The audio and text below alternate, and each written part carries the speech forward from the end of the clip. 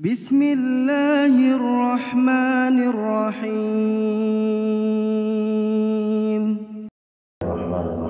Assalamualaikum warahmatullahi wabarakatuh. Ridwanillah wa syafa'ati Rasulullah Muhammad sallallahu alaihi wasallam. Khususan li mu'allifi hadzal kitab. Al-alama syaikhul bin Sunnah hadratul mabiniyatul kutub wal munawwar wa salahil jasad wal ruh bi sirri asrarul Fatihah. A'udzu billahi minasyaitonir rajim. Bismillahirrahmanirrahim. Alhamdulillahi rabbil alamin arrahmanir rahim maliki yaumiddin. Iyyaka na'budu wa iyyaka nasta'in. Ihdinas siratal mustaqim. Siratal ladzina an'amta 'alaihim ghairil maghdubi 'alaihim waladdallin. Rabbi ighfirli wa liwalidayya wa lil mu'minina amin. Fatihah sekali lagi.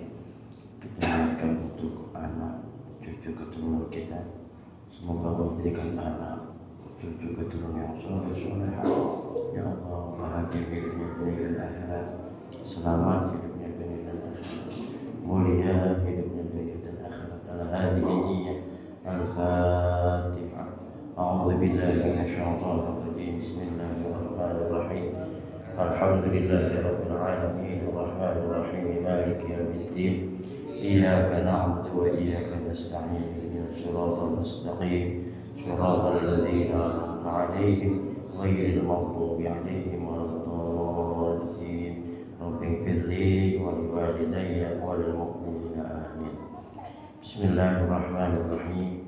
Wa qala syekhul mu'allif rahimahullahu ta'ala wa 'ala man nafa'ani wa bi barakati 'ulumihi wa bikum fid dharain amin. Radhiyallahu ankum.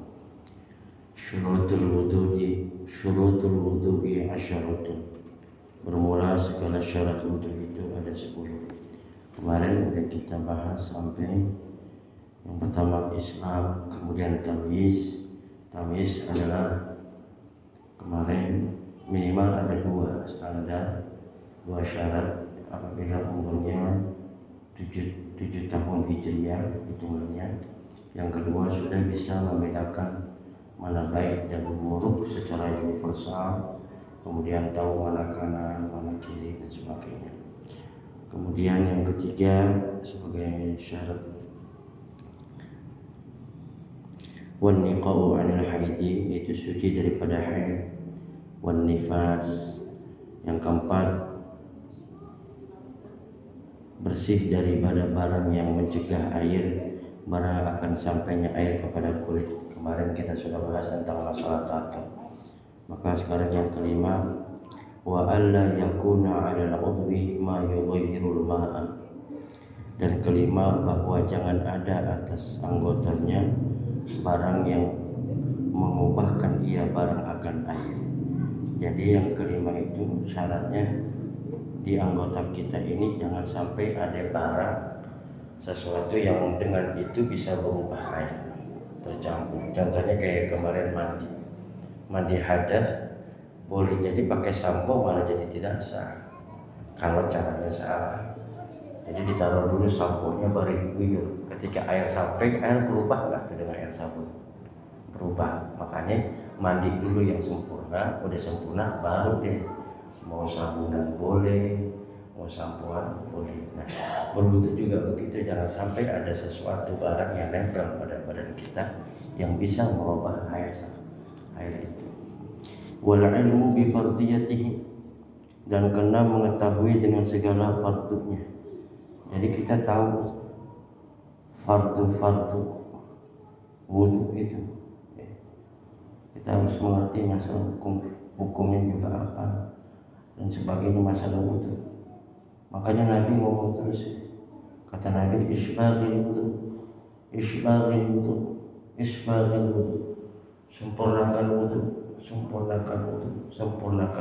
Artinya berapa banyak orang yang berwudu, boleh jadi wudunya tidak sempurna, dia nggak tahu tata cara perbedaan antara membasuh dan mengusap. Dia tidak tahu kapan jatuhnya niat dan sebagainya. Makanya Masya Allah, wudu itu perkara sepele seakan-akan, tetapi kalau orang yang mulazamah, mudawamah terhadap isyarat. Salah satu sebab nanti kita bisa dihantarkan ke dalam surganya Allah. Contohnya Bilal bin Rabah. Bilal bin Rabah itu terompahnya. Ini maafin ya, saya agak batuk. Bilal bin Rabah itu terompahnya udah kedengeran. Ketika ditanya, apa yang menyebabkan engkau terompahnya kedengeran di surga? Kata Bilal, Pak insya Allah adalah saya mulazamah alat itu. Jadi mudah adalah wudhu, selalu jaga wudhu. Bukan berarti begini Pak, wudhu mau bentuk ditahan-tahan, bukan begitu. Tapi kalau batal dia wudhu lagi, dia batal wudhu lagi. Bahkan dia suka tajdidul wudhu. Misalnya kita udah wudhu sholat, habis sholat ada nunggu waktu isya misalnya, masya Allah. Begitu nunggu waktu isya ada kita wudhu lagi, nah itu walaupun sifatnya sunnah, pahalanya luar biasa itu. Tapi yang disebut tajdidul wudhu dengan catatan wudhu yang pertama udah dipakai sholat. Misalnya kita datang dari rumah jam 11, masuk masjid nggak dipakai sholat lagi. Begitu adzan zuhur, ente wudhu lagi nggak boleh, makruh. Tapi yang boleh dipakai adalah kalau wudhunya itu sudah dipakai untuk sholat, apapun sholatnya. Kayak masuk ke masjid, begitu masuk masjid adzan, antum jangan duduk, dengerin adzan sampai selesai. Begitu antum selesai adzan, antum sholat langsung qobliyah, misalnya kayak tadi qobliyah maghrib gitu misalnya. Maka qobliyah maghrib itu punya nilai pertama sebagai tahiyat masjid. Jadi walaupun tidak diniatkan tahiyat masjid, sholat qobliyah tadi dihitung juga nilai tahiyat masjid. Jadi yang disebut tahiyat masjid, masuk ke masjid, sholat apapun yang dilaksanakan sebelum dia duduk, maka itu disebut sholat tahiyat masjid. Walaupun tidak diniatkan khusus buat tahiyat masjid. Makanya kalau orang sampai ke masjid begitu azan, dia jangan duduk. Kalau dia duduk selesai, nggak ada lagi yang disebut tahiyat masjidnya. Andai kata begitu azan dia duduk, kemudian dia sholat qobliyah maghrib misalnya kayak tadi, maka sholat maghribnya hanya sebatas sholat qobliyah maghrib, tidak tercatat, tidak terhitung sebagai sholat tahiyat masjid. Kenapa? Karena habisnya tahiyat masjid itu kalau kita udah duduk selesai, nggak ada lagi tahiyat masjid. Makanya kalau orang datang ke masjid, usahakan kalau memang azan duduk dulu deh, jangan duduk. Gitu ya. Kalau memang enggak azan, sholatlah, apapun sholat. Niat mutlak tahiyat masjid boleh dan sebagainya. Nah, ini tadi masya Allah ya. Ini saya sekali lagi ingin apresiasi buat kita Pak. Di akhir senja kita masih Allah kasih kita kesempatan untuk berbuat baik. Karena yang disebut musibah dalam orang-orang yang begitu dekat dengan Allah, musibah itu bukan kematian. Musibah itu bukan semata-mata yang menyusahkan. Orang selalu identik yang namanya musibah kematian. Pokoknya yang sifatnya menyusahkan. Bukan itu semata-mata. Kalau kata orang-orang yang dekat dengan Allah disebut ahlullah, yang disebut dengan musibah adalah ketika hilang dan luputnya kesempatan untuk ibadah kepada Allah. Hilang dan luputnya kesempatan untuk mendapatkan pahala dari Allah. Itu musibah. Enggak sempat sholat berjamaah. Sampai ada yang nangis, kenapa? Aku lewat, baru kali ini aku lepas sholat berjamaah selama 40 tahun. Masya Allah. Sampai nangis. Kalau kita malah gila, ketawa-tawa dan sebagainya. Makanya beruntung buat kita yang masih Allah tentukan untuk istiqomah, dikasih umur panjang, tapi sehat, dipakai untuk mendekatkan diri kepada Allah. Kalau cuma sekedar pikir, ya Allah, sekarang YouTube ngebelatak dah, macam-macam dan sebagainya. Tapi bukan itu yang kita mau. Kalau sekedar tahu, antum bisa baca sendiri. Tapi yang pertama adalah kita memakmurkan ini masjid. Kita lihat ini ada nilai ibadah dan pahala. Dari tadi kita nunggu, ini pahala paling gede Pak. Kalau begitu azan antum berangkat, itu nggak istimewa, memang begitu. Tapi yang pahalanya gede adalah menunggu waktu sholat itu. Ini kayak kita kan nunggu waktu sholat. Kita itikaf di sini, ini waktu ghaflah. Kemudian apa? Wudu di waktu dingin, sholat subuh. Itu gede banget, bisa menghancurkan dosa-dosa besar. Wudu di waktu dingin. Ya kan kita nih wudu nih subuh, coba waktu dingin, kemudian berangkat ke masjid. Masya Allah, gede, nunggu waktu sholat. Jangan dianggap remeh, besar Pak. Makanya alhamdulillah kita bisa duduk di sini istiqamah, masya Allah. Ya. Ada yang istiqomah dengan sholat lima waktunya, ada yang istiqomah dengan baca Quran, ada yang istiqomah dengan sedekahnya, macam-macam. Yang penting kita fastabiqul khairat di sisa akhir hidup kita. Ayo deh, al-mautu ya'ti baghtatan, mati datang tiba-tiba.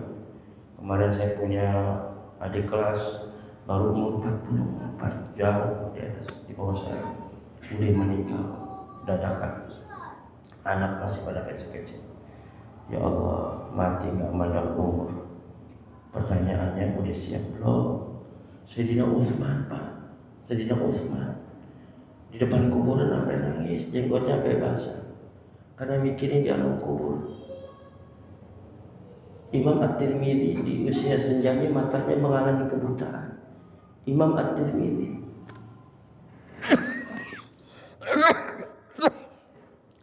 mengalami kebutaan. Karena apa? Karena begitu seringnya menangis untuk mempertanyakan dalam dirinya, ya Allah, bekal yang saya bawa udah cukup apa belum? Apa segitu?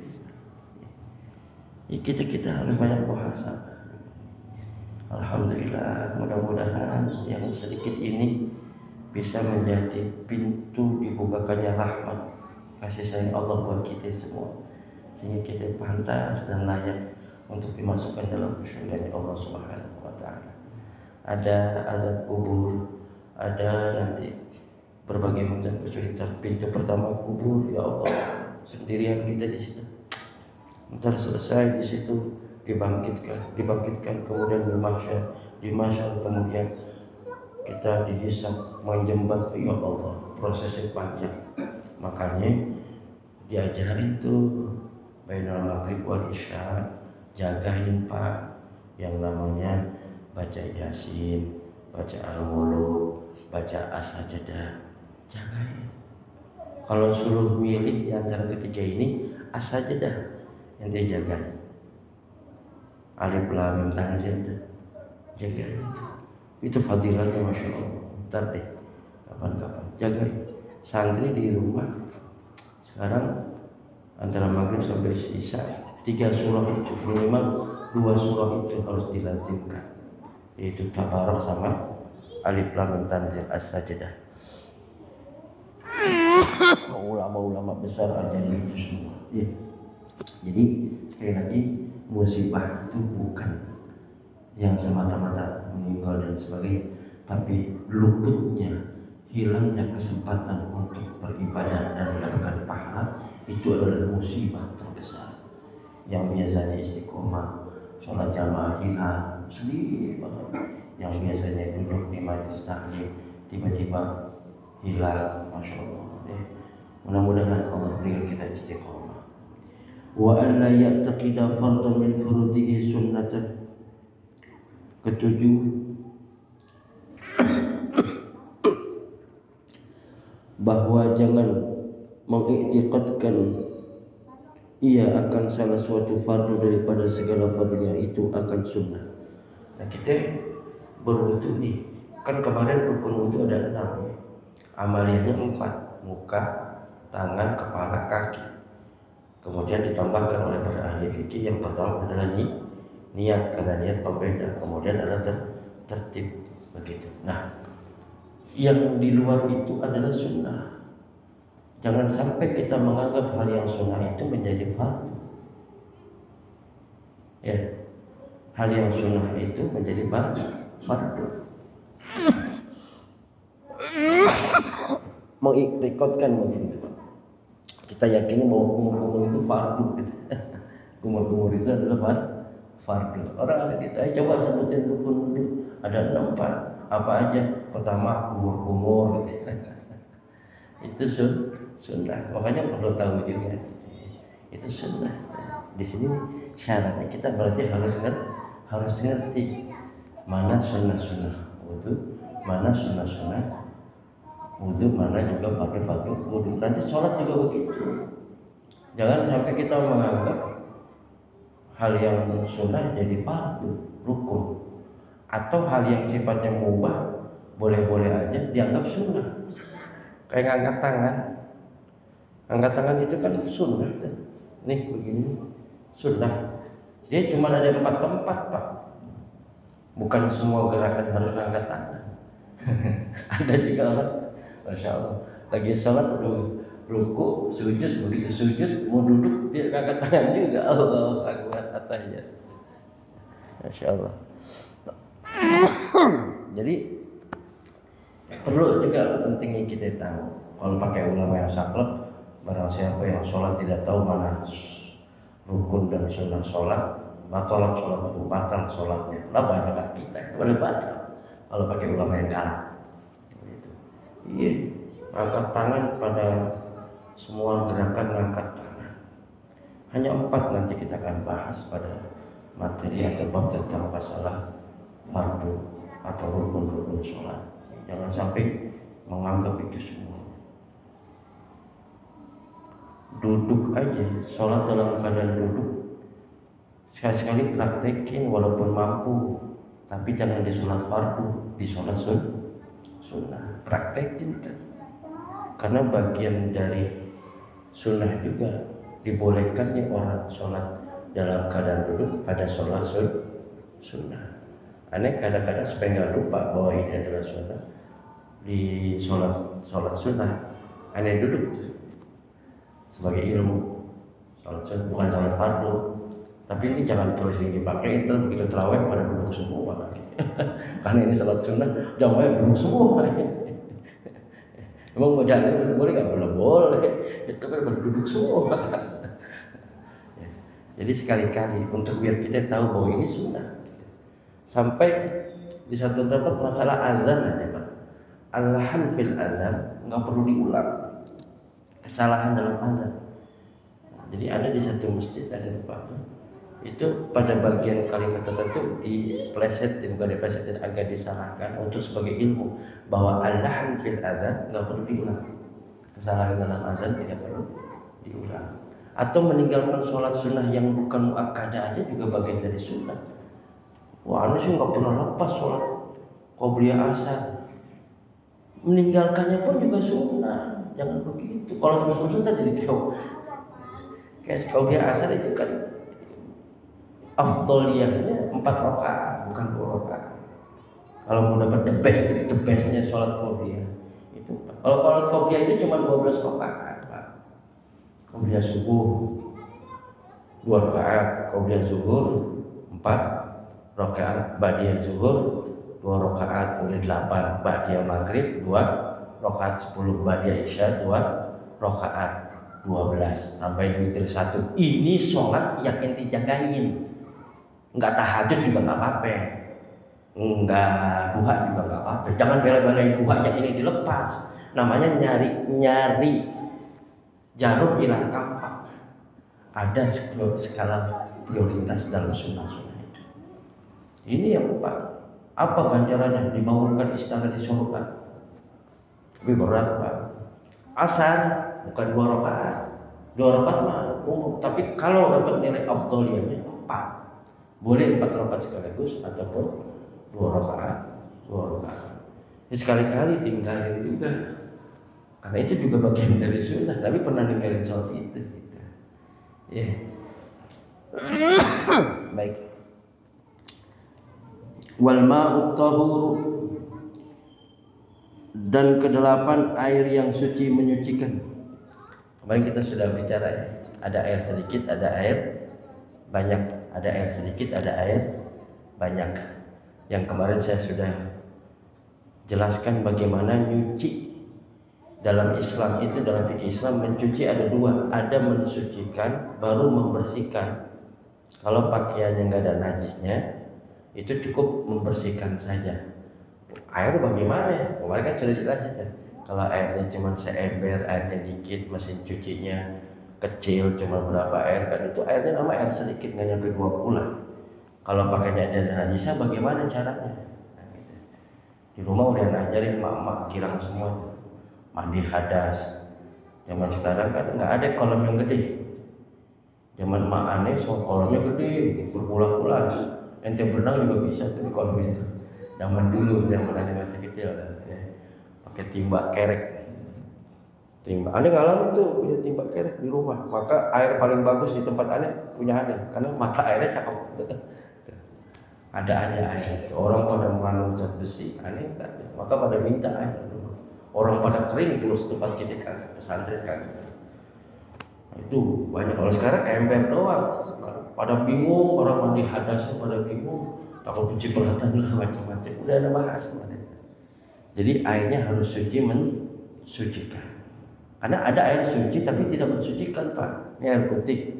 Campurin air kopi dan gula. Jadi air kopi. Suci kan ya air? Suci. Karena suci boleh diminum nggak? Boleh diminum. Tapi buat wudu boleh nggak? Nggak boleh. Namanya suci tapi tidak mensucikan. Kayak begitu.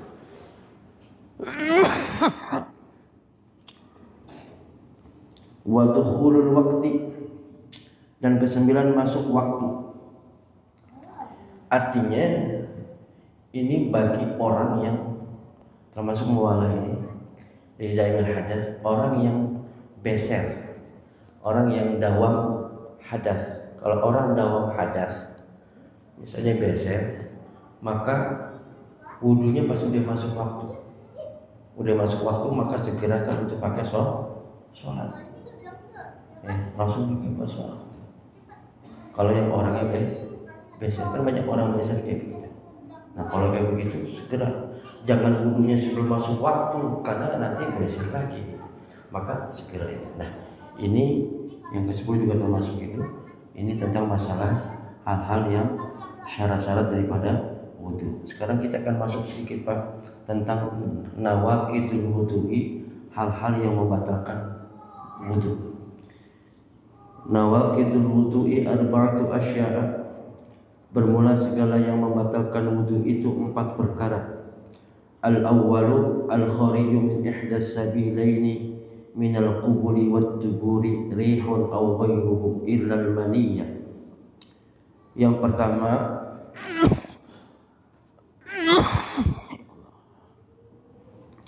keluar daripada salah suatu daripada 2 jalan,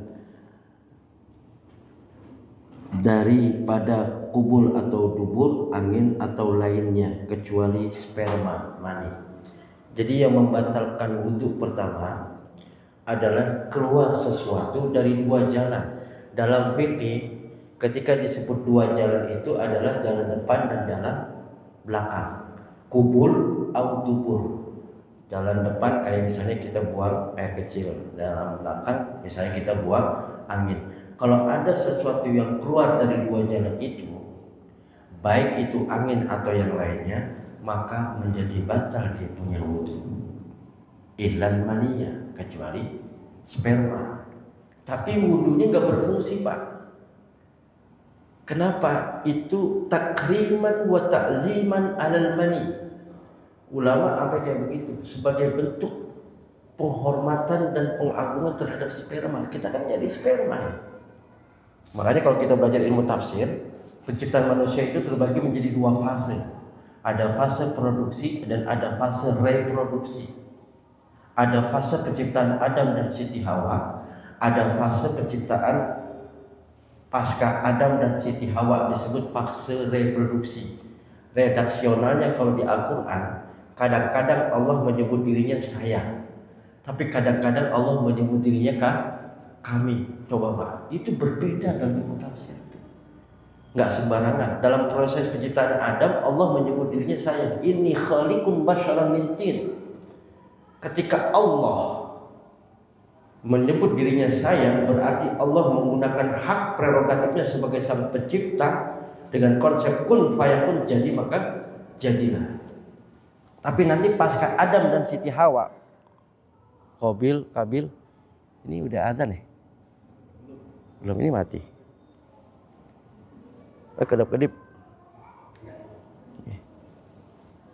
Pasca Adam dan Siti Hawa, Qabil Habil, Allah nyebutnya nggak saya, tapi kami. Laqad khalaqnal insana fi ahsani taqwim. Telah kami ciptakan manusia dalam bentuk yang paripurna. Nah, ketika Allah menyebut dirinya kami, maka di situ bukan hanya Allah menggunakan hak prerogatifnya sebagai sang pencipta, tapi Allah menyertakan tangan-tangan hambanya. Dengan tangan Adam dan Hawa yang bercanda, lahir Qabil dan Habil. Sama Al-Quran, inna nahnu nazzalna dzikra wa inna lahu lahafizun. Kami yang turunkan Al-Quran dan kami yang menjaganya. Kalimatnya kami loh. Artinya ketika Allah menjaga Al-Quran bukan kayak orang klinik begini, orang dapat mentah, bukan. Tapi dengan tangan-tangan para hufaz, para penghafal Al-Quran, para pengkaji Al-Quran, maka dengan tangan-tangan beliau-beliau lah Al-Quran juga terjaga. Jadi begitu tuh. Hebatnya bahasa Quran. Kadang-kadang Allah pakai present continuous tense, pakai kalimat fi'il mudhari atau kalimat fi'il madhi, kalimat past tense. Apa bedanya? Pasti ada bedanya. Dari ilmu tafsir seperti itu. Nah, termasuk kita di sini. Karena kita itu, maka yang keluar semuanya dari jalan depan dan belakang membatalkan wudu ilal maniyah, kecuali mani, tapi wudunya nggak berfungsi. Wudunya tidak berfungsi. Tidak berfungsi wudunya. Sebagai apa? Takriman wa ta'ziman. Itu sebagai bentuk pengagungan. Kalau nanti jadi batal, ntar jadi najis dong. Sperma nggak najis, Pak. Malam nih nempel di sini di kain kita, pakai sholat boleh nggak? Boleh. Nggak najis. Kalau najis kita najis najis nggak najis dia. Ya, nggak najis. Ilal maniyah. Tapi tidak berfungsi. Masalah mandi kemarin sudah kita jelaskan ya, bahwa mandi itu bisa mengangkat hadas kecil juga. Asani zawalul aqli binaumin aw ghairihi illa nauma qa'idin mumakkinin maq'adahu minal ardi. Yang kedua yang membatalkan wudu hilang akal dengan sebab tidur atau lainnya, melainkan orang yang tidur, yang duduk, yang menetapkan akan punggungnya daripada bumi. Yang kedua yang menjadi batalnya wudu adalah hilang akal. Hilang akalnya bagaimana? Pingsan. Pokoknya yang namanya hilang akal batal. Entah itu tidur batal, kecuali tidurnya orang yang pantatnya nempel. Pokoknya nempel aja.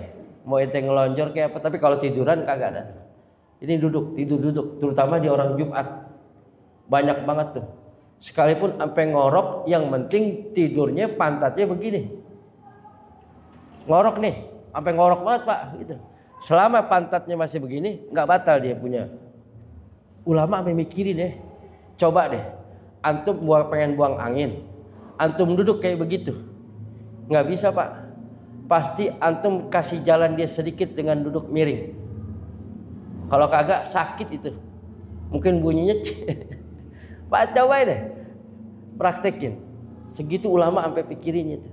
Jadi kalau kayak begini, orang kalau ingin buang angin, maka angin kan angin galak ya, Pak. Orang meninggal angin duduk tuh, angin disalahin mulut. Angin duduk lah ini gitu. Sampai buang angin, dorongan angin coba rumah keangkat semua, Pak. Sampai antum duduk tuh pengen buang angin, cobain deh duduk begitu buang angin, bisa kagak? Pasti antum kasih sedikit celah untuk keluarnya tuh angin, ngangkat dah, ayo praktekin dah. Ntar coba nih, mau tahu nih, ayo antum tahan kagak bangun-bangun, coba dah, pasti antum angkat. Insya Allah pasti diangkat sedikit. Nah, makanya hilang akal baik karena pingsan dan sebagainya membatalkan wudu kecuali tidur. Tidur membatalkan wudu, tapi tidur yang tidak membatalkan wudu adalah tidur yang dalam keadaan duduk. Pokoknya duduk. Gimana kalau lagi nyetir, Pak? Ini saya pakai supir duduk di mobil, tapi duduk nih di samping itu. Ketiduran mau berangkat Jumat pakai supir. Gaya banget kan ya? Sebenarnya Jumat pakai supir gitu. Asik. Tiduran nih. Kalau masih dalam keadaan duduk, memang betul duduk, nggak batal. Yang penting duburnya belakangnya rapat tuh. Dia rapat begitu, masya Allah. Nggak batal itu. Sampai tidur. Misalnya nih di Jumat, dia tidur begini. Kemudian dia mengangkat Pak, dia ngangkat dulu. Ada yang begitu tuh, ngelenggut apa namanya itu? Tapi begini, begitu dia sadar dalam kondisi begini, batal. Karena sudah keangkat, udah kebuka. Tapi ente tidur sampai begini. Tapi balik lagi, begini, balik lagi. Begitu melek, kondisi begini, nggak batal tuh.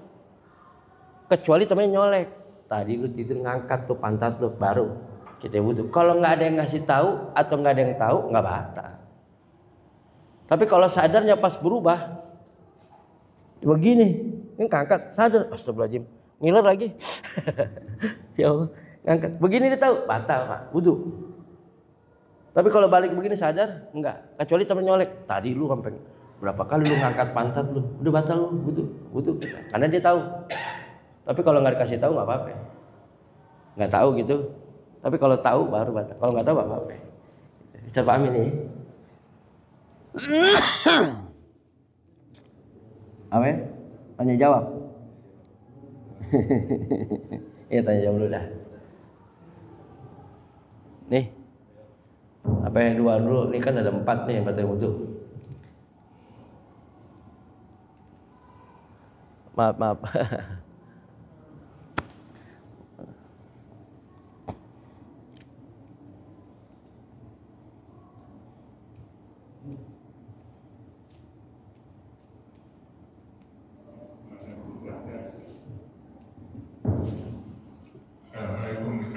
Waalaikumsalam Pak.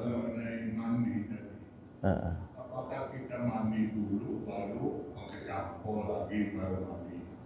Apakah dari awal kita sebelum mandi kita bersih dulu baru niat mandinya gimana? Baik. Itu aja. Assalamualaikum warahmatullahi wabarakatuh. Waalaikumsalam.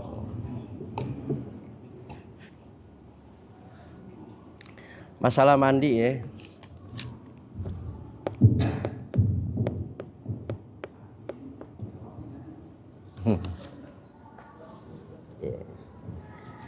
Jadi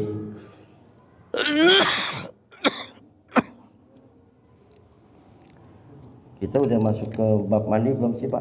Kemarin itu apa saya ngajar di rumah kali masalah bab mandi. Jadi mandi ada 2 rukunnya, yang lainnya sunnah. Pertama niat, yang kedua meratakan air dari ujung kepala sampai ujung kaki. Itu yang penting itu. Masalah kanan duluan kiri duluan itu nanti di luar itu sunnah. Tapi yang harus terpenuhi dalam mandi 2 syarat sahnya mandi itu 2. Niat hadas besar. Yang kedua air harus rata. Nah masalah sampo tadi kenapa jadi enggak begini, ada orang cerita sama saya, Ustadz saya mah sampo jadi aneh-aneh orang ya cara pakai sampo. Dia pakai sampo dulu Pak di sini. Kemudian baru dia niat dia mandi diguyur. Sementara itu air jadi berubah nggak tuh yang tadi sampai? Kan nggak boleh ada yang berubah itu. Nah itu yang menyebabkan nanti menjadi tidak sahnya mandi. Makanya niat dulu baru ratain dulu air banjur dulu. Udah rata, mau disampoin boleh, mau nggak pakai sampo juga boleh. Ya mau gatal-gatal kagak dah. Yang penting secara fikih sudah sah. Nah, baru kalau bicara sunnahnya begini. Sunnahnya yang pertama kita bersih dulu, ngebersihin depan dan belakang. Ngebersihin depan dan belakang, bersih dulu ya, istinja, cebok dulu pakai sabun dan semuanya, baru kita berwudu, baru deh niat. Dari mana? Sunnahnya dari sebelah kanan, 3 kanan 3 kali, kiri 3 kali, baru dari kepala. Itu bicara sunnahnya begitu. Jadi sempurnakan dulu mandinya, niatnya, dan air sudah rata, baru setelah itu antum mau pakai sampo boleh, mau pakai molto boleh, pakai rinso panas gitu. Bisa dipahami nggak Pak maksudnya? Secara umum. Kalau mesti bersih dulu atau bersih dulu baru sampo, saya pikirnya gitu. Iya. Tadi mandi dulu, baru pakai sampo. Sekarang saya tanya sampo dulu, bersih dulu semua. Kalau niatnya itu ya kita semua beda. Iya. Ya, prakteknya ini aja. Oh ya. Jadi prakteknya begini maksud saya Pak. Ada orang disampo dulu baru niat. Sampo dulu baru dia dipakai sampo dulu baru dia niat dibanjur. Begitu banjur niat udah masuk. Air dibanjur berubah nggak airnya? Jadi air sabun nggak tuh? Jadi air sabun. Nah itu yang menjadi penghalang akan sahnya. Maka cara mandinya ini di luar sunnahnya. Yang nomor satu niat. Kita niat mandi hadas, kemudian dibanjur. Udah banjur, udah rata nih air. Udah sempurna nggak berarti itu mandinya? Kalau udah sempurna, sudah. Nah, baru setelah itu Bapak mau sampoan, boleh. Mau sampoan, boleh. Karena tadi sudah suci. Ini udah suci nih kita. Udah hilang hadas kita nih. Udah hilang. Mau langsung selesai juga boleh. Tapi Bapak mau tambahkan, mau bersih-bersih pakai sampo boleh, mau sabunan, boleh nggak? Boleh. Selama Bapak belum niat keluar, udah selesai, udah selesai. Tapi kalau mau sunnahnya, ini sunnahnya. Ini tadi intinya tuh. Intinya niat dulu, niat, kemudian sempurnakan. Udah sempurna, berarti kita udah suci belum nih? Sudah suci, sudah terangkat kan? Sudah terangkat. Baru Bapak mau sampoan boleh nggak? Boleh. Mau sabunan boleh nggak? Boleh. Terserah. Mau bersihin lanjutannya gitu. Yang penting kita sudah suci dulu. Jangan pakai sampo dulu. Ini ada orang pakai sampo dulu nanya nih. Niat dia mandi. Berarti airnya berubah nggak dengan sampo itu airnya? Menjadi berubah air itu. Makanya bersih dulu, artinya bersih. Niat dulu, kemudian kita banjur dari ujung kepala sampai ujung kaki. Sampai semuanya sudah benar-benar yakin kita terkena dengan air. Maka kita sudah suci. Setelah itu antum mau pakai sabun boleh? Boleh. Antum mau sampoan boleh? Boleh. Satu. Kalau mau pakai sunnah-sunnahnya bisa nggak? Bisa. Caranya gimana? Sebelum mandi bersih-bersih dulu. Kemudian bersihin cebok dulu depan belakang. Udah yakin semuanya bersih, baru berwudu. Berwudu seperti wudunya sholat. Udah itu baru niat. Nawaitul ghusla li rabbil dalam hati. Nawaitul ghusla li rabbil hadatsil akbari fardhon lillahi ta'ala. Baru sempurnakan. Dari kanan 3 kali. Dari kiri 3 kali. Baru dari kepala. Semuanya selesai. Udah sempurna kita berarti sudah hilang. Antum mau wudu lagi? Boleh. Antum mau sabunan lagi? Boleh. Antum mau sampoan lagi? Boleh gitu. Bisa dipahami Pak? Belum masuk? Kalau niat kita baru bangun kita terus mau kamar mandi aja hati udah niat akan mandi. Kita biasanya tuh bersih dulu. Ngomong. Iya benar, bagus. Semua. Baru kita juga niat juga. Iya. Jadi yang disebut niat itu Pak muqtarinan bil fi'li. Biasanya kita baca bismillah umur. Iya. Muka juga kita niat sama dulu kan biasa. Yang jadi pertanyaannya? Nggak boleh, artinya nggak boleh pakai sampo dulu kan kita juga nggak mungkin pakai sampo tanpa air dulu. Iya. Nggak mungkin kita langsung sampo aja. Kita kan gayung dulu baru pakai sampo. Iya. Yang itu yang benar. Itu saya lagi nerangin. Ada orang bertanya Pak. Ada orang bertanya, dia pakai sampo dulu sebelum niat. Tapi dia nggak mandi nggak pakai air dulu. Enggak. Nah kan tadi saya jelasin itu. Ini saya lagi ngejelasin. Jadi kalau fikih hal-hal yang kayak gitu tuh sampai di iniin gitu. Ada pertanyaan. Itu logika saya juga begitu. Tapi ini saya lagi nerangin. Ada orang bertanya. Paham ya maksudnya Pak? Jadi ada orang bertanya kayak begitu jawabannya. Saya juga logikanya. Kok bisa orang sampoan belum pakai air kan begitu ya Pak? Kan harusnya pakai ini dulu gitu. Sama saya juga kayak Bapak begitu. Tapi ada pertanyaan itu maka saya jawab nggak boleh kayak begitu. Harusnya sudah itu dulu baru pakai sampoan. Nah, masalah niat Pak, benar. Kita jalan nih dari kamar udah niat. Itu bukan niat. Itu azam dalam bahasa fikihnya. Yang disebut niat muqtarinan bil fi'li. Kemarin sudah dijelasin tuh kalau nggak salah masalah yang awal-awal. Yang disebut dengan niat adalah muqtarinan bil fi'li. Begitu kita nawaitul wudu'a li rafil hadatsil asghari fardhan lillahi ta'ala, jatuhkan itu basuh muka. Di situ jatuhnya niat. Di situ. Tapi kalau dari rumah belum. Baru misalnya dari kamar mandi Bapak pengen niat, itu belum niat, azam. Karena niat itu berbarengan dengan perbuatan. Kalau dari kamar belum nyampe kamar mandi kepleset, jadi nggak dia wudhu? Nggak jadi. Jadi yang disebut ya Pak. Iya nggak apa-apa. Iya. Dalam hati kita udah niat nanti malam kita tahajud. Meskipun kelewatan, karena kita niat kita udah dapat juga. Iya, itu nilai pahalanya Pak. Nilai pahalanya. Niatul mukmin khairun min amali. Benar. Kita ini mau niat sholat tahajud termalam, baru azam tuh namanya. Ya. Kalau bahasa kita tuh niat, padahal kalau dalam fikih itu baru azam. Karena yang namanya niat berbarengan dengan perbuatan. Baru azam saja bahasa kitanya itu niat, ya. Itu sudah mendapatkan nilainya. Nilai niatnya Pak, bukan amaliyahnya. Bedakan nih. Apalagi dikerjakan, tambah lagi tuh. Baru niat kebaikan saja walaupun tidak dikerjakan sudah punya nilai kebaikan. Hebatnya sebuah keinginan berbuat baik, belum dilakukan saja sudah mendapatkan nilainya. Apalagi diamalkan gitu. Berdobel-dobel pahalanya. Iya.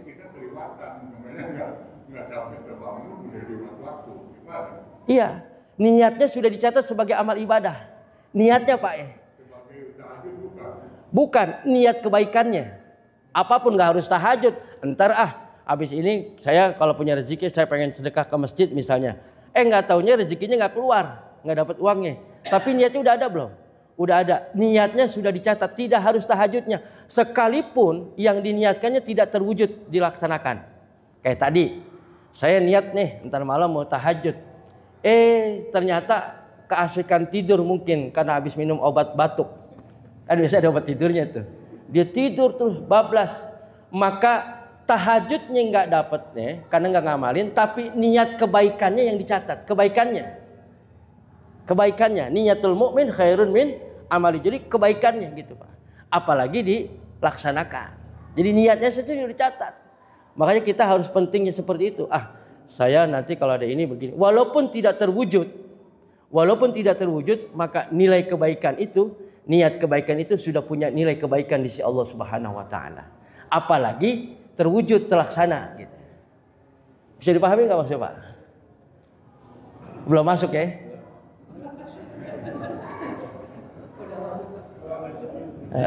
Tapi yang lain paham enggak nih? Paham ya? Jadi indahnya Islam itu hebatnya Pak. Kalau niat keburukan kalau tidak dilakukan, niatnya tidak tercatat kejahatan. Kalau dia sudah eksekusi, gua pengen kempesin bannya Ustadz nih misalnya. Itu niat tuh. Begitu belum dikempesin, nggak jadi, maka nggak dihitung dosa tuh, nggak dihitung keburukan. Tapi kalau sudah dilaksanakan, baru punya nilainya. Tapi kalau kebaikan, itu Ustadz bocor banyak, ntar mau kompain. Niatnya mau ngompain, nggak taunya nggak jadi kompain, udah ada yang ngompain duluan. Itu niat kebaikannya saja sudah mendapatkan nilai kebaikan, apalagi dilaksanakan. Gitu. Jadi enaknya kita gitu. Kalau lihat kejahatan, walaupun niat, kalau belum dieksekusi, belum dilaksanakan, maka itu tidak dicatat sebagai sebuah kejahatan. Tapi kebaikan baru niat saja, sekalipun tidak terwujud kebaikan itu, tidak terlaksana kebaikan itu, maka niatnya sudah dicatat sebagai kebaikan insya Allah Subhanahu wa taala. Bisa nyambung Pak? Ya nantilah. Saya bingung lagi nih. Kemudian tadi masalah mandi udah jelas belum Pak? Yang masalah mandi udah jelas belum? Yang masalah mandi, yang tadi udah jelas. Begitu gitu ya. Bisa aja dia nggak ada udah dari rumah aja kita berjamaah, terus kita Allahu Akbar dalam hati udah masuk, gimana? Di rumah aja kita udah sholat jamaah di masjid. Apakah terus sampai sini kan kita Allahu Akbar? Emang udah niat? Gimana? Iya, nanti itu Pak masalah tentang fardu, tentang rukun-rukun sholat, Pak. Saya paham itu, saya paham. Ada rukun-rukun sholat. Nanti letaknya niat di mana? Pertanyaannya, apakah niat perlu dilafalkan atau tidak dalam sholat? Apa cukup di hati? Nanti ada tuh. Karena nanti ada paham-paham yang begitu, pokoknya di rumah udah niat begitu nyampe Allahu Akbar, kan begitu tuh. Ada kan yang kayak begitu. Jangan kaget, memang ada paham begitu. Tapi kita dalam Imdah Syafi'i yang kita pelajari dalam mazhab Syafi'i, dalam Syafi'i tidak seperti itu. Bahwa niat itu pertama, kalau niat sholat fardu minimal ada 3 kategori yang harus tercantum dalam niat. Kalau niatnya sholat sunnah muakkadah, sholat sunnah muqayyad yang terikat dengan waktu, kayak tahajud, terikat waktu enggak? Terikat waktu, kayak duha, terikat waktu enggak? Minimal niatnya harus 2. Tapi kalau sholat yang tidak terikat waktu disebut sholat sunnah mutlak, itu cukup niatnya 1. Nanti kita akan bahas Pak di masalah tentang rukun-rukun sholat. Masalah niat aja panjang ulama menjelaskan itu. Nanti akan saya jelaskan di masalah niat sholat. Ya. Tapi masalah mandi tadi udah bisa ketangkap loh. Jadi yang pakai sampo itu orang nanya Pak, saya jelasin kayak begitu. Yang pakai sampo duluan tadi ya. Emang logikanya nggak ada, masa orang pakai sampo duluan kan gitu. Iya, emang begitu. Iya. Gitu. Saya juga nggak pernah Pak, itu saya tahu itu. Tapi bisa dipahami nih, bisa dipahami yang masa. Iya, harusnya begitu. Mungkin yang nanya agak PA kali itu. kawan saya gitu. Tapi bisa dipahami masalah salat Pak. Masalah tadi mandi ini. Cukup ya? Iya. Ini yang membatalkan wudhu masih ada 2 nanti ya. Bersentuhannya laki-laki dan perempuan. Wallahu a'lam bishawab. Tidak masuk waktu. Terima kasih. Mohon maaf. Assalamualaikum warahmatullahi wabarakatuh. فبأي آلاء ربكما تكذبان